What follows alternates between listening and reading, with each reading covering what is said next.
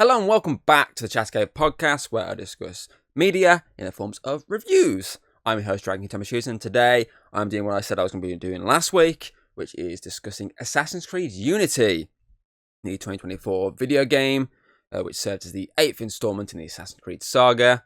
It was also the first installment on the, then next generation console, that being Xbox One, PS4, since obviously they just moved from Xbox 360 and PS3 up to the next gen.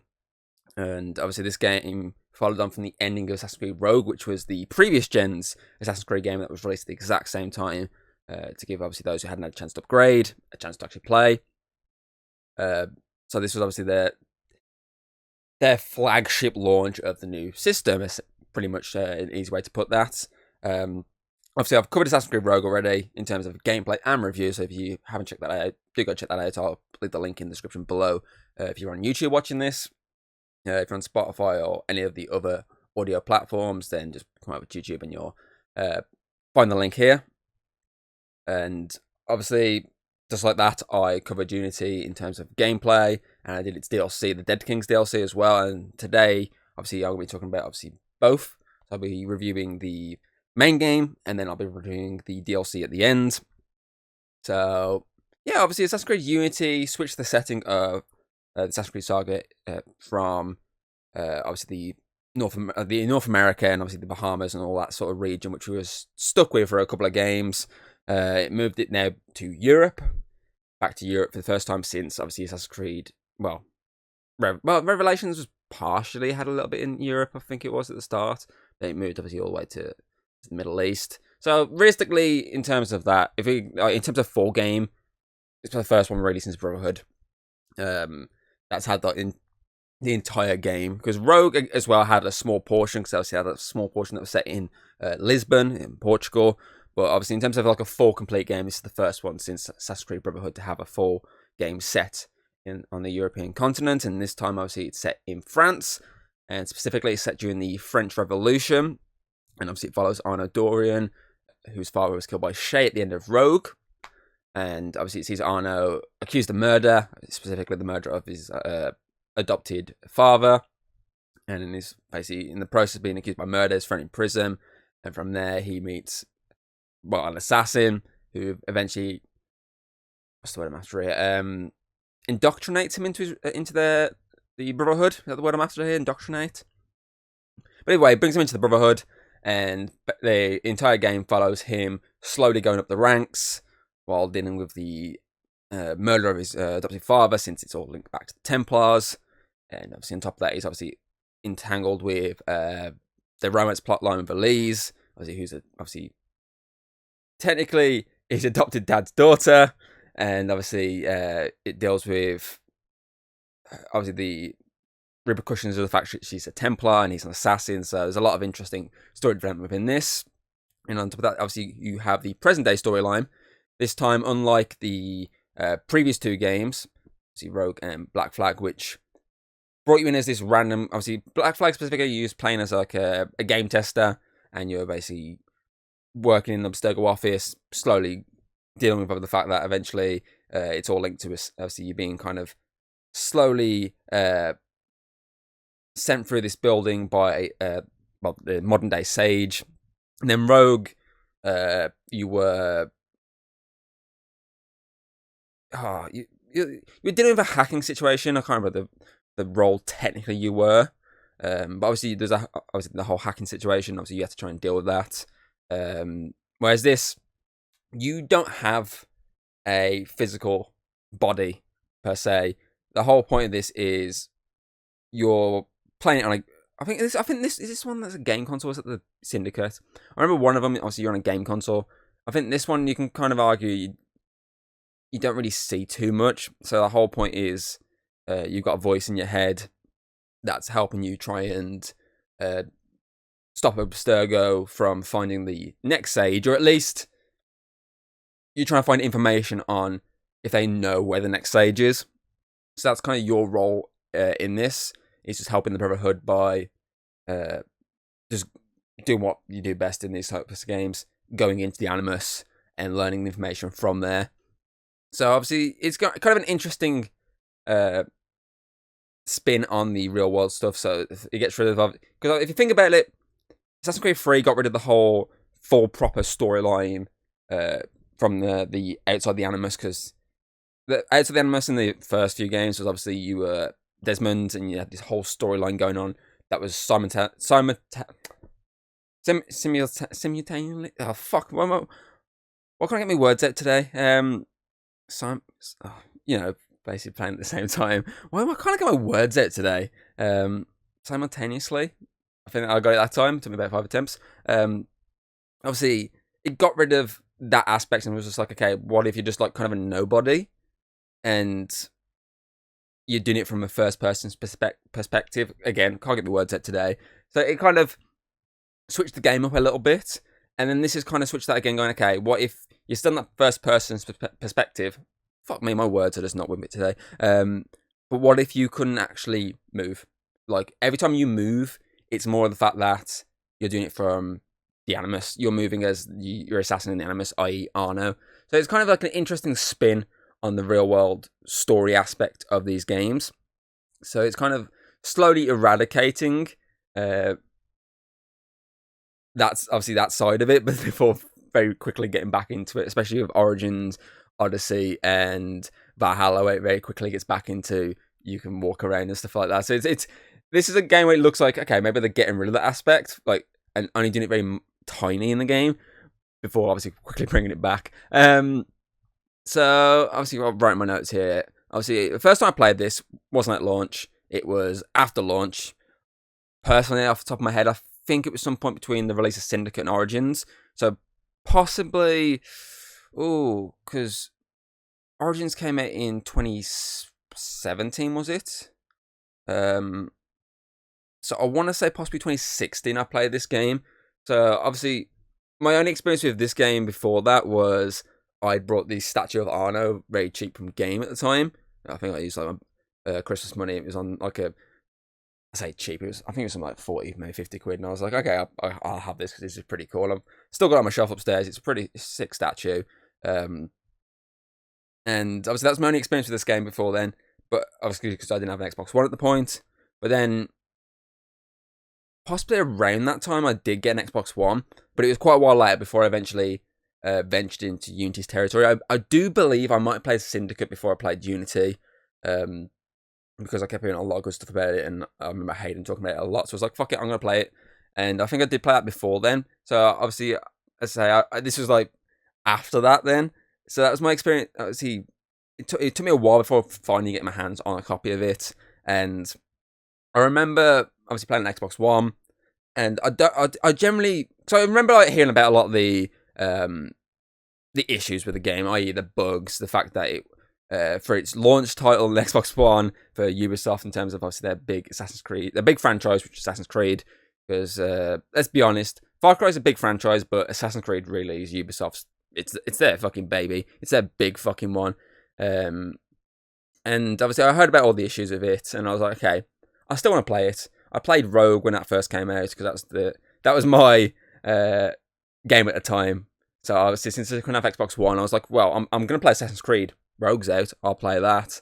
And obviously I absolutely love Rogue. I pointed this back obviously in that review before. It's quite an underrated game. But obviously when I eventually got my hands on this, and I was like, okay, I'm kind of dreading the gameplay issues, because if it's there, well, fuck me, I'm going to be in for an interesting time. But personally, when I played it, I never had any of those issues. I generally just didn't have any of it. I don't know if it's maybe just the fact that maybe the Xbox or console port at least was a bit more advanced in terms of its updates. Plus, bear in mind, I did play it, as I say, like probably 2 years after launch, so you can maybe argue again, maybe as I say it was a bit more updated at that point. But obviously, when I played it on PC, so obviously I played the gameplay. The gameplay I did for YouTube, I did on PC. And obviously I experienced so many more bugs than I remember ever experiencing on the Xbox port. So I say either it was the case of that the Xbox port was just better updated than the PC port, or it's just the case of maybe I'm just remembering obviously stuff differently. Which I mean, again, we're in what 2025 now. Fucking let's say if it was 2016 by the time I played, Unity, then it's a good chance I am remembering stuff differently. But I just generally don't remember ever experiencing bugs. So I remember speaking to people about it and being like, "Oh, I never generally experienced these issues," and it's annoying that I've gone to play it now, going, "Okay, I'm gonna enjoy this," because I remember enjoying it back then, and I've had these issues that are honestly pretty frustrating. Because don't get me wrong, I've experienced glitches in Assassin's Creed before. I mean, I've put some up on YouTube as YouTube shorts, which are more funny. I've never really experienced like ones that have completely annoyed me and frustrated me. Yes, there's some that have kind of hindered me, like they made me redo something, but I always found a way to laugh at them. Like, for example, Assassin's Creed 3, the DLC for that one, when I was playing that, obviously, the Tyranny of King Washington DLC.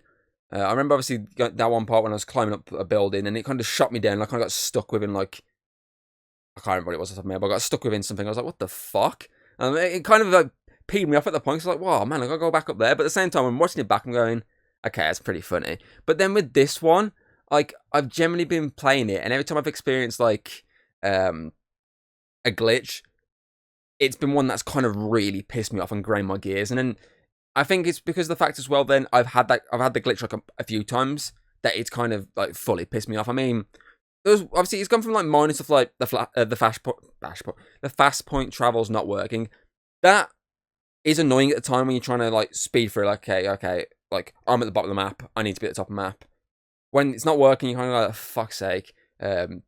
But again, it was a simple. That one specifically was a simple fix of turn the game off and on again.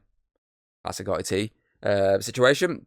But obviously, there's one that fully pissed me off with a glitch I kept having, which was like you'd be in combat, there'd be like 5, 6 enemies. It can be even less than that. It can be even more than that. You're in a situation where you're like, okay, parrying, damage. Those are the 2 things I need to be doing here. But there's this one glitch I kept getting where your controls just wouldn't work. Like you can move, you could heal, but you wouldn't be able to attack. You wouldn't be able to do damage to your opposition, and it would take. Most of the time, it usually took me spamming controls until eventually something would work. I think eventually I kind of found a trick where if you can assassinate someone on the ground, it will register the control schemes again. But for some reason, it just until you did that, it's just fucked. So you just have to hope that there's someone on the ground that's injured enough that you can assassinate. Because the swords, it just locked you out. I mean, I'm pretty certain you couldn't even shoot. It pretty much just locked out the entire controls apart from healing. And by the point, obviously you get it working, you've used all your heals. And I had like that one I had a few times, and it really ground my gears. And as I said, there's a few little minor glitches here and there that obviously when you keep getting over and over again, they do kind of piss you off. And as I say, when I played it on Xbox One back when I first played it, I just generally don't remember having these issues. But this time around, I've had them, and that's generally affecting my score for the end of this. But obviously, we're going to go into the more nice stuff now. I mean, I've possibly may have some more negatives coming forward, but that's my biggest negative. Really, is I've had experienced a lot of glitches with this game. So obviously, one thing I will point out that was definitely a bonus for this game, which is more funner than with the others, is the parkour. Because they generally completely overhauled the parkour system in this game. It's a lot more faster paced than before, and I like that. It helps you climb a lot quicker. It makes it look cooler when climbing rather than this basic climb, jump, climb, jump. This one you kind of like can, as you're doing it sometimes, like when you're jumping, especially when you jump down, you kind of just like flips and basic proper parkour stuff, and it's really cool. And I like the fact that they went, okay, we need to overhaul this entire parkour system and start from the ground up, and that's pretty cool. That's obviously one of the big improvements. It's one of the new gameplay aspects they added for this game.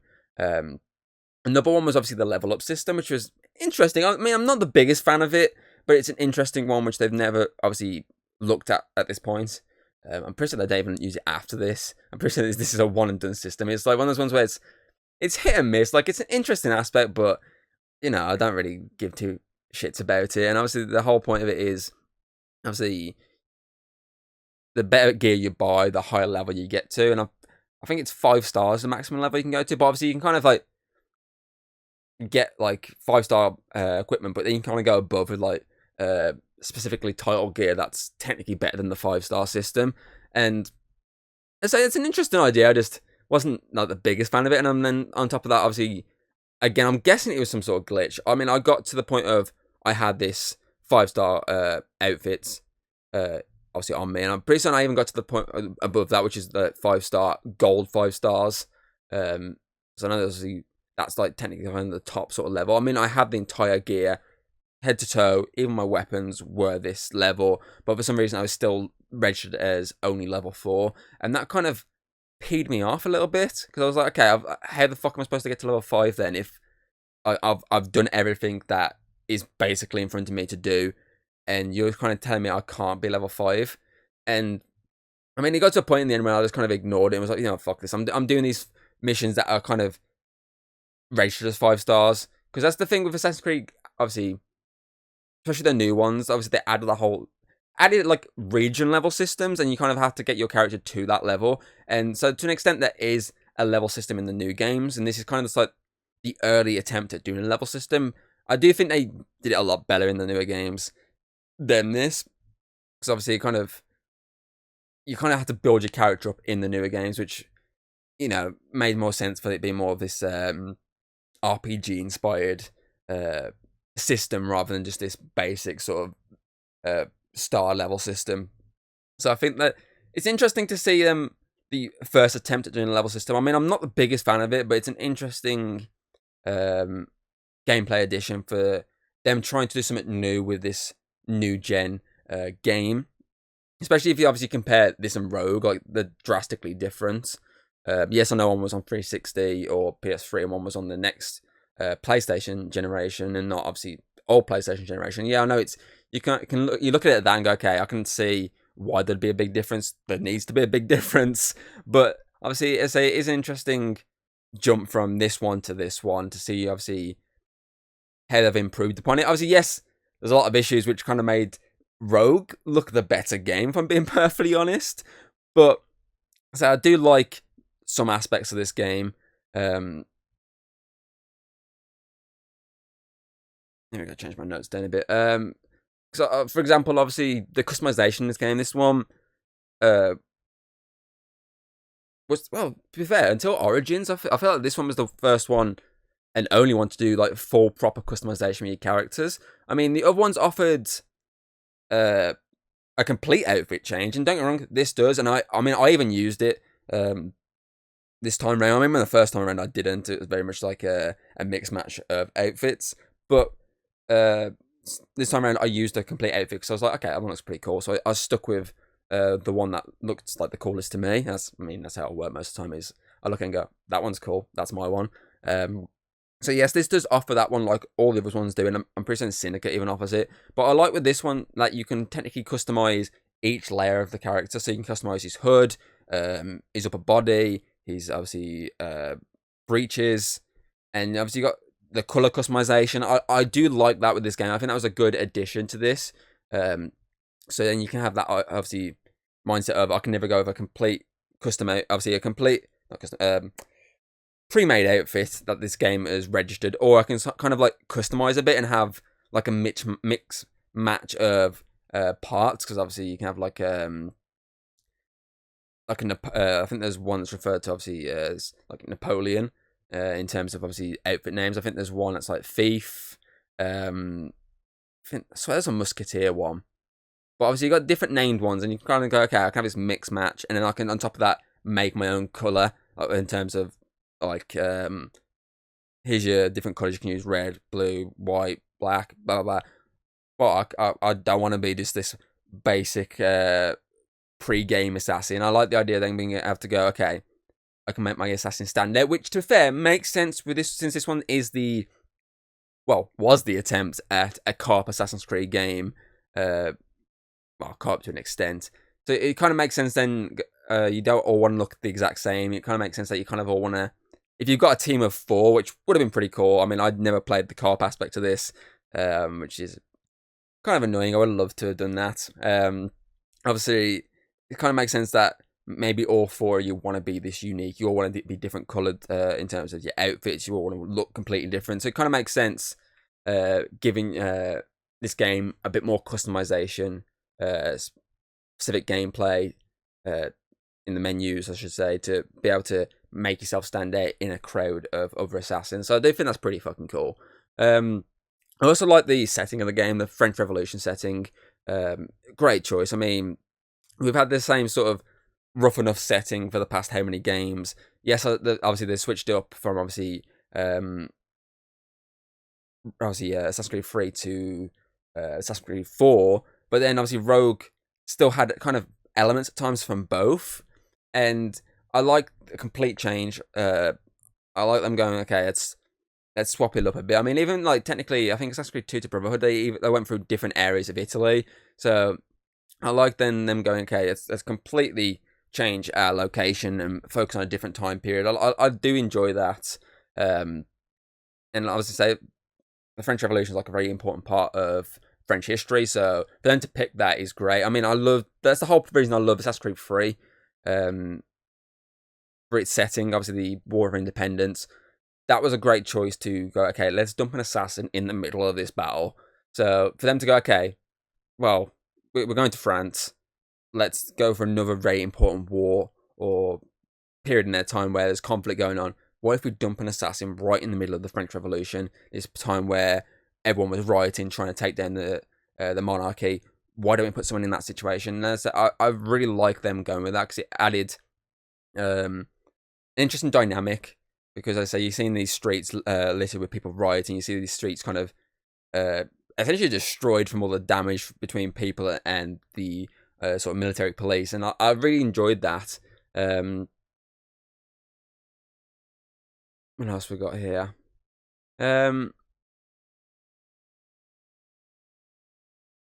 Obviously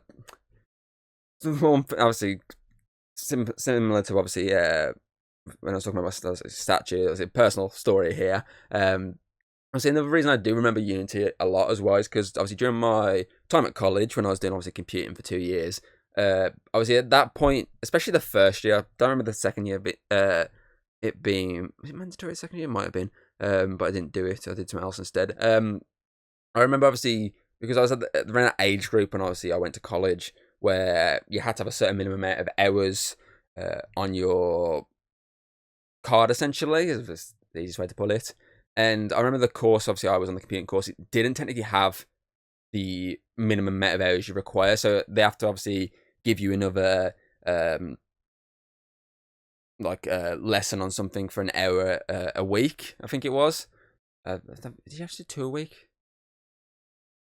I remember, it's been a long time. So it was at least like one lesson a week, and on the second year, I know it was like a mixture of Photoshop and I think it was like Lego building, in terms of obviously not just like the basic Lego builds that I do. I mean, like in terms of the ones that you can actually like program to drive around and shit like that. I think it was like that was another one that did. But the first year, I remember that wasn't on the table, and we I had to take French. I think it was like a choice of a couple of like languages, and obviously I was like, well, I'll pass French. It makes sense just to carry on doing it. I mean, I don't want to. I mean, the whole point of me going to college was so I can learn computing. I'd rather like not be carrying on with the subjects I was doing at school. But you know, is there anyone I could take? And I remember obviously one lesson. I can't remember how it got brought up, but I remember obviously during one of the studies, obviously this game got brought up. Assassin's Creed Unity got brought up, and the teacher was like explaining all stuff to do a bit. Now it's obviously bringing basically history to life, and I just remember that. As I said, I don't remember too much about it. I just remember the fact that this game got brought up during obviously talking of stuff that is trying to represent France and things like that. I just remember the game brought up, and I found it pretty cool that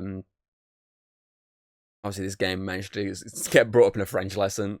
It was interesting, but yeah, obviously if we go to the story of the game now, obviously I actually really did enjoy the story of the game. I like the they took inspiration from the early Assassin's Creed games in terms of you're following an assassin building himself up through the ranks. He's gone through a very important part in his life. Obviously, also, yeah, it was the fact that he kind of went against the Creed and they kind of demoted him to the start, and he had to go back up.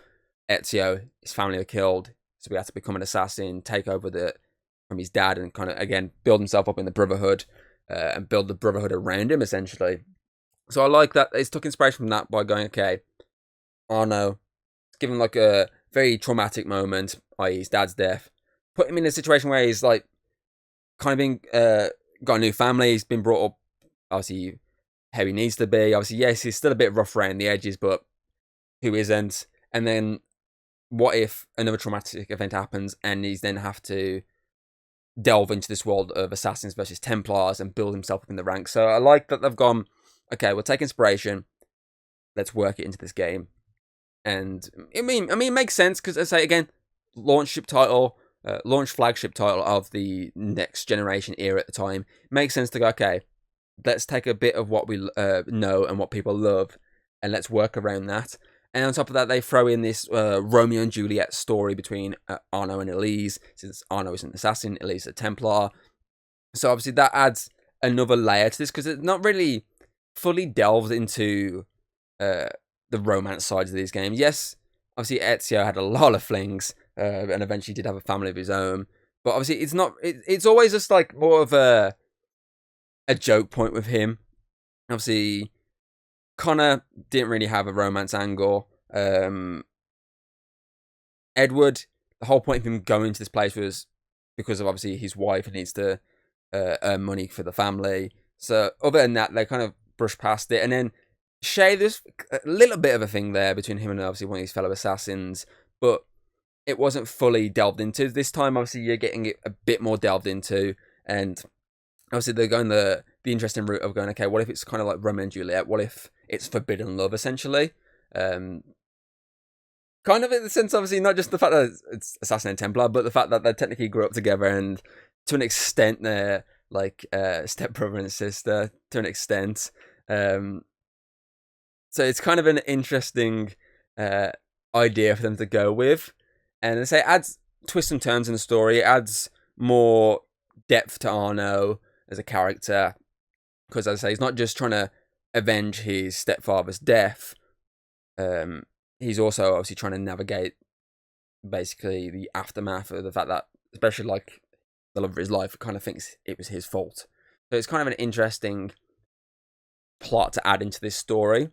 And on top of that, obviously, you've got the actual big villain part of the story, which I'd say as well has twists and turns here and there. So it's a very interesting story. It's something different. It's something same but different.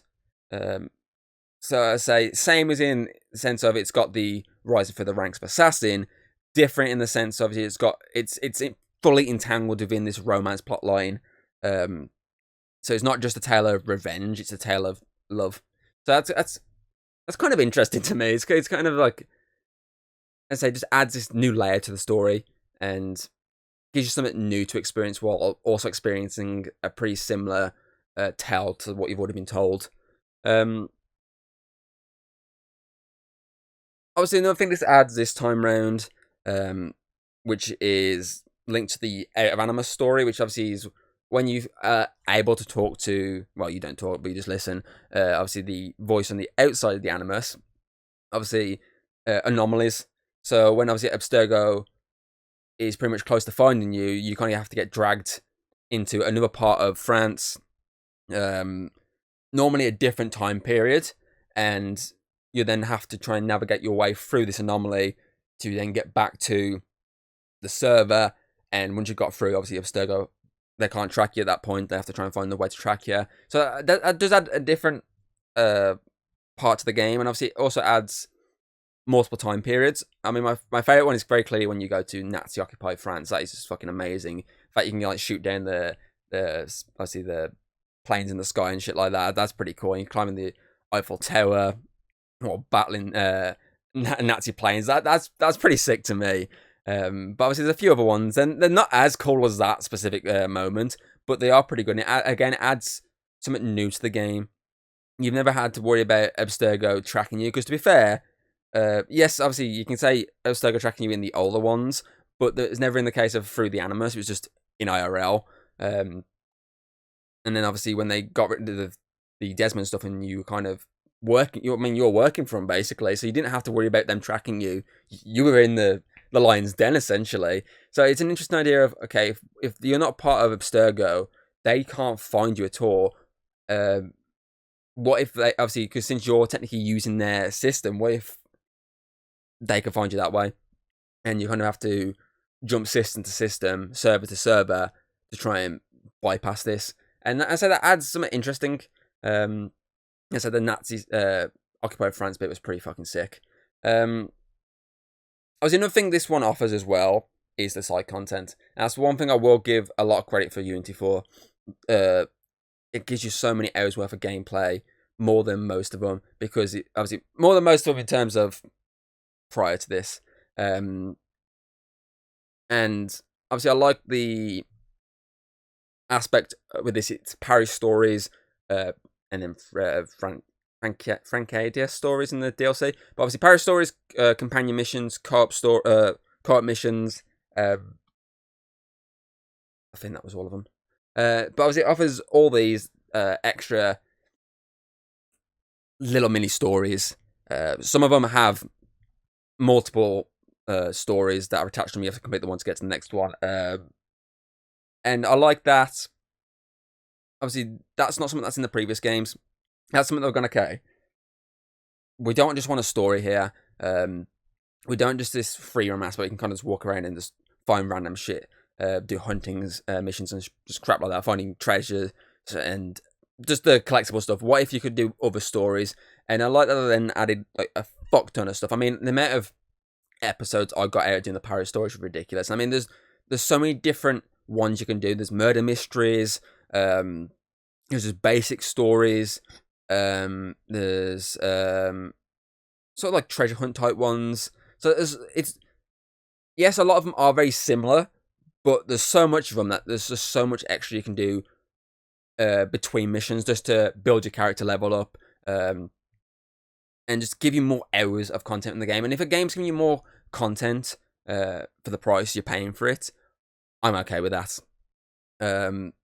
Because I say, especially how expensive games are going these days, if a game's got so much content of it as well as its main story, for its obviously, especially if you go looking at like a £70 game, if you're looking at that and going, okay, it's just a story, you can get it done within 20 hours. It's kind of a bit like, it's if it's a good enough story, you can kind of go, okay, fine, it's a good, it was a really good story, but you know, could have had more for that price.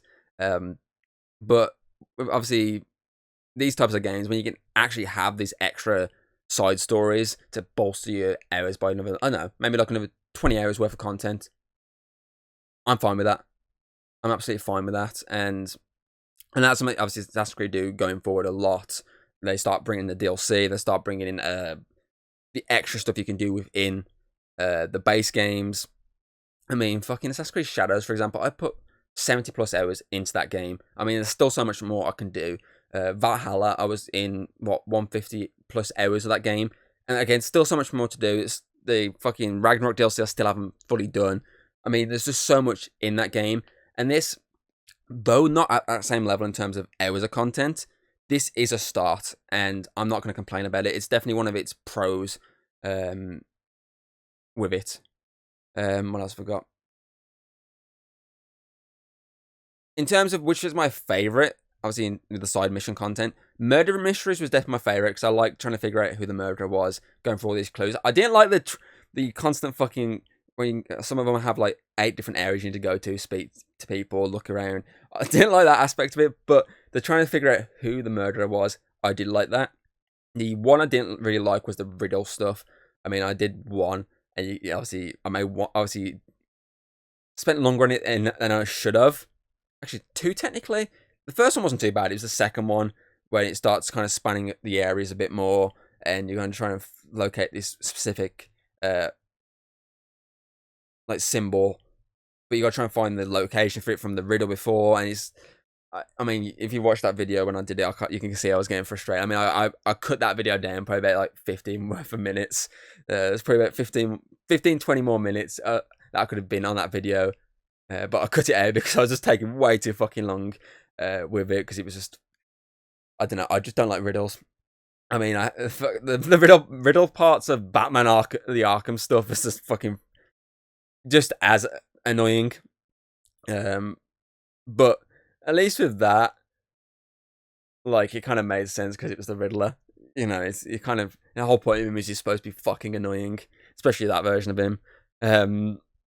Right, off to my last bit of notes here. Obviously, my last bit of notes on the base game is overall, it was an interesting experience. I say I preferred it more my first time round, but the second time, obviously, the glitches kind of affect a bit more, obviously, my opinion on this game.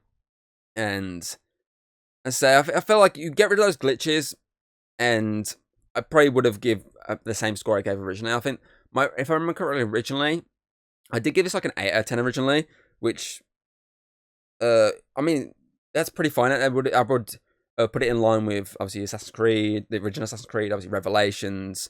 Did I give Rogue an 8 or 9? I can't remember. But it would have put it in line with all them. But for this time round, because of those glitches, I'm going to give Assassin's Creed Unity a 7 out of 10. Though some of those glitches were frustrating for me. Though I did enjoy the story, I enjoyed all its side content. I enjoyed the parkour upgrade, and obviously I enjoyed the character of Arno and the setting, obviously, of revolutionary France. I enjoyed all that. It was just the gameplay, I say specifically the glitches within the gameplay, dragged it down. And because I couldn't experience the co-op stuff properly, I obviously I will take that into a little consideration that I didn't get to experience that. So I feel like, 7 out of 10 is where it's at because of, obviously, some of these issues, specifically the glitch-wise. Oh, that's pretty much it for Unity then. It's the DLC, the next part of my notes here. So obviously next up, obviously I'm going to be talking about Assassin's Creed Unity Dead Kings, which is the DLC expansion, which was released in, I believe, if I remember correctly off the internet, it was January 2015. So it was obviously the following year after the game came out, which, most times with these games it's usually either so many months into its launch, or it's usually so many months into its launch that they drop the DLC. And obviously for Assassin's Creed Unity, it was the first time they had proper DLC really since the Assassin's Creed 3 King Washington stuff. Because I'm not really counting Freedom Cry. Freedom Cry it's an interesting one. It's DLC, but at the same time it's not, because you don't require the base game for it anymore. You can actually buy the game outright. So at the time, yes, it was DLC. So you can kind of argue it's the first DLC since then. But since, obviously, the game came out, they've then turned it into its own standalone project. So now I don't fully count it as DLC. So if I'm looking at it now, I argue this is the first DLC since the Tyranny of King Washington. Hold on a second, I need to drink. My throat is very sore, and I'm going to drink out my Minecraft cup. It's the only cup I grabbed before this. And anyway, so obviously, this does an interesting thing compared to Tyranny of King Washington, and to an extent, Freedom Cry. We'll talk about it to an extent. So Freedom Cry put you in the shoes of, obviously, Adewale, set you off like years after Assassin's Creed 4 Black Flag had ended, and you fully focused on him as a character. Tyranny King Washington, you stayed as Connor, but you got thrust into this new world. You weren't an assassin. You got to utilize these new abilities from your heritage, i.e. the strength of a bear, the flight of an eagle, the stealth of a wolf. So it thrust you into a new world that took elements from, obviously, the actual timeline, but then threw it into, obviously, threw everything into the fan and was like, okay, what if this world was fucked? What if this world was, obviously, what if your ally became evil and took over? It changed the game entirely. Whereas this time round with, obviously, the Dead Kings DLC, you obviously stayed as Arno. He's still the focal point, but it changed it in the sense of, it does the time jump that Freedom Cry did. It goes, okay, it's just set so long after the base game. Off the top of my head, it's not that long after the base game. It's probably months. Is it weeks, actually? But either way, it's not that long after the base game. But then also, you say it takes the element of the King Washington stuff where you're still playing as the same character. So you're still playing as Arno, just as so long after the base game has ended. Because this time around, he's obviously dealing with the trauma of what happened at the end of the game with Elise. So is at the point, he's at a very low point in his life once again. This point, obviously, though, he's obviously wanting to get the fuck out of Dodge. He wants to take the next trip to Egypt off the top of my head. It's been a few weeks since I played the game. I think it was Egypt was the place he wanted to go to, which is funny since 2 games later they went to Egypt with Origins. So obviously it's an interesting idea, because this is a proper story continuation that isn't trying to go through an alternate timeline, isn't trying to make you play as a new character, well, a different character, but in a further point in time. This is the same character you spent hours with in the base game, just in a new location, in a new point of time. So that's something different compared to the 2 other previous DLCs, in terms of the story it's following. And so this is an interesting one, because obviously the whole point of this story is he's trying to get out of Egypt. He goes get out of France. Egypt's his destination. Obviously, he goes to someone who can get him there, but that person, of course, wants a favor. So the whole point of this then is him doing that favor, and obviously following every lead linked to it, which obviously reintroduces the character of Napoleon, who is a pivotal point in the back end of Unity. This time, obviously, they go into the more villainous arc with the character, since obviously in the base game he's more of a friend, he's an ally, but this time it's like, okay, he's not technically going to hurt you, like he's not the one physically going to do it, but he's getting into the dodgy part of his life where he's a villain now.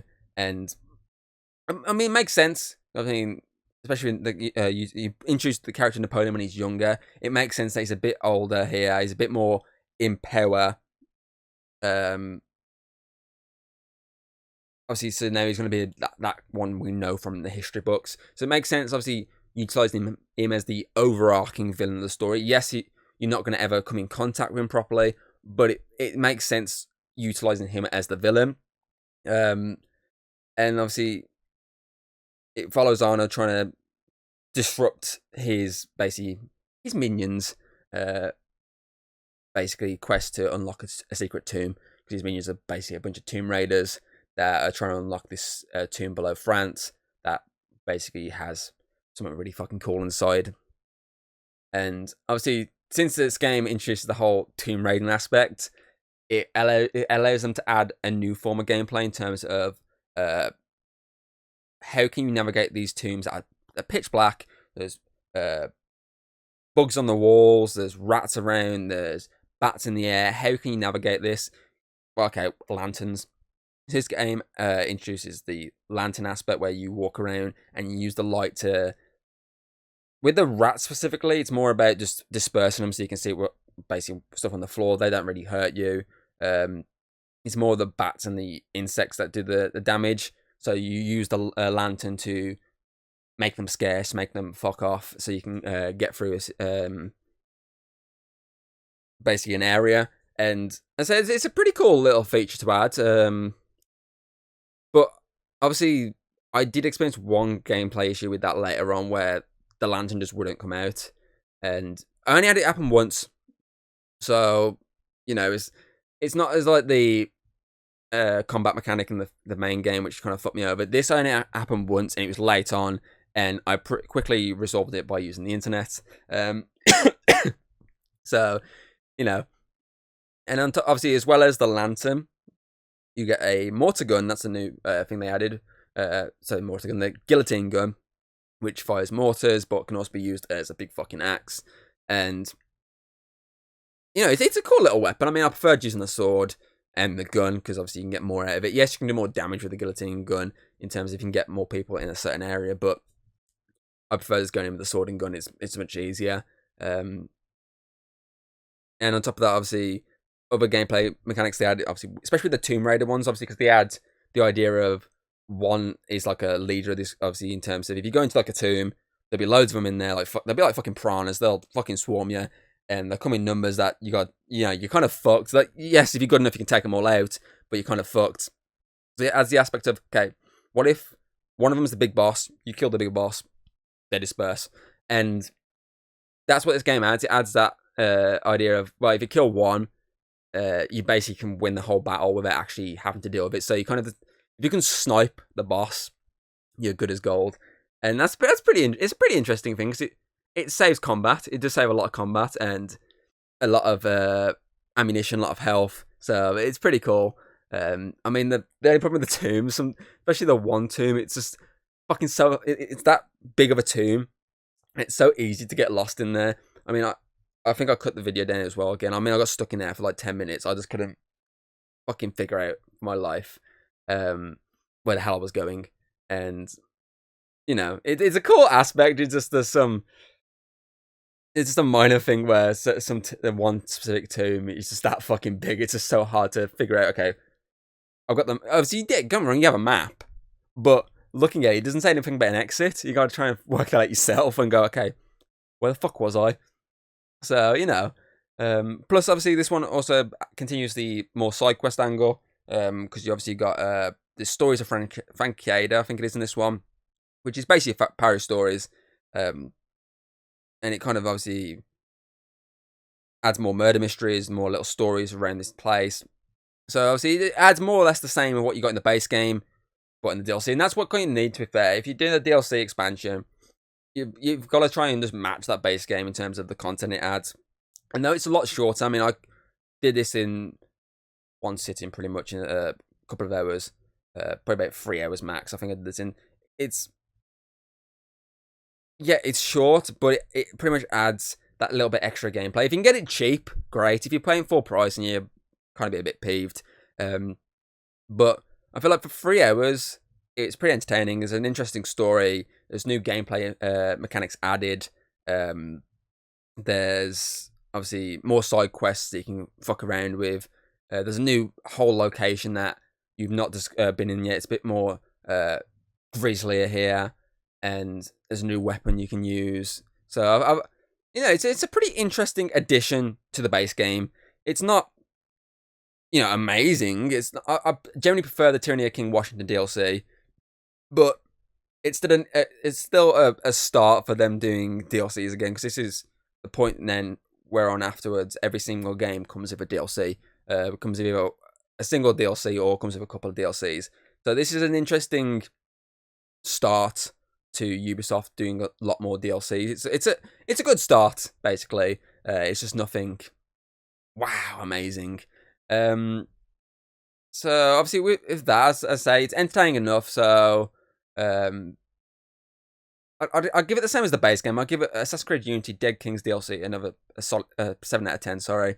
I would have preferred it maybe a little bit longer, maybe like another 2 hours worth of either side content or add more to the story. Maybe even have Arno confront Napoleon. That would have been interesting. I mean, don't get me wrong, I love the weapon they add at the end of the game, where you obviously the big thing you're after, which is like another lantern. I like the whole the destructive capability of this weapon. I just feel like maybe, let's say, they could have extended the story a little bit more, and let's say added a bit more extra side content. Let's say minimum like another 2 hours. If you can get any more than that, fucking great. I'd love that. That's not too bad. But for what it is now, it's a decent enough start. And for the fact that it's continuing on the story where we left off, that's even better. That's an even better start for DLCs here. Other than that, I can't really think of anything else here. So obviously, if you play Assassin's Creed Unity or the Dead Kings DLC, put your thoughts in the comments below.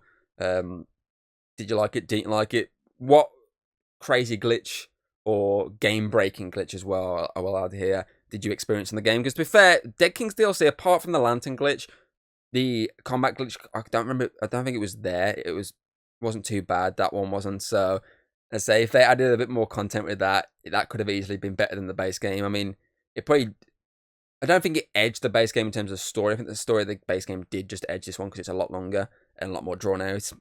But what sort of glitches did you experience with this game? Other than that, obviously you can check out the podcast on Spotify, our podcast, Audible, etc., etc. You can also check it out on YouTube, where you can check out the actual gameplay videos of Assassin's Creed. Obviously, you got the complete collection of Unity, but you've got everything prior to Unity, and then you've got Mirage, which is the last but one game that came out. And yeah, I feel like that's all the ones I can offer. Obviously, you also got the reviews I've done for every single one I've covered, apart from Mirage. I haven't done one for that yet. I'll try and do one at some point, since I didn't do it around the time of me doing the live stream. So I am looking at some point trying to cover one, do a review on it. But it's one of those things where I'll have a look. Possibly, it might be after Valhalla. Just obviously while I'm playing Shadows, I might quickly play Mirage again during like a quick break and go to it. I don't know. And obviously, next up, obviously in terms of gameplay, I will be moving on to Syndicate. But at the moment, I'm debating with myself, because obviously if you notice, the Kong gameplay is going at the moment, which is my break from Unity, from the Assassin's Creed Saga. That break might be extended, because obviously the Ghost of Yotai game, the sequel to Ghost of Tsushima, comes out at the start of October. So I might be moving into that and cover that for a while, and then go back to Assassin's Creed and cover Syndicate. I'm not too sure yet. So either Syndicate will start at the start of October, once the Kong stuff started and finished, or it will be another. Depends how long Ghost of Yotai would take me. You could be looking at maybe some point in November, maybe even December by the time I start Syndicate. Maybe even next year. So I usually take a break during December, don't I? So I don't know. I'm just letting you know now, it's 50-50 at the moment if I'll be covering Syndicate in October or not. But if I don't, if you haven't checked out all the other gameplay ones of the series, you still have all of them to keep you occupied until I get around to Syndicate. I am also trying to look into getting Hayden to sit down as I'm playing Syndicate, so we can obviously talk about it as I'm playing it, and hell, I might even let her do the Eevee stuff. So it's many things I'm trying to get in place with obviously that series. Other than that, I hope you've enjoyed the Assassin's Creed Unity talk I've just done, and the DLC talk for Dead Kings, and I will see you next time. Goodbye. If you like what you've seen, don't be afraid to throw us a little like and subscribe. That's always very appreciated over here. And, well, I'll see you on the next video.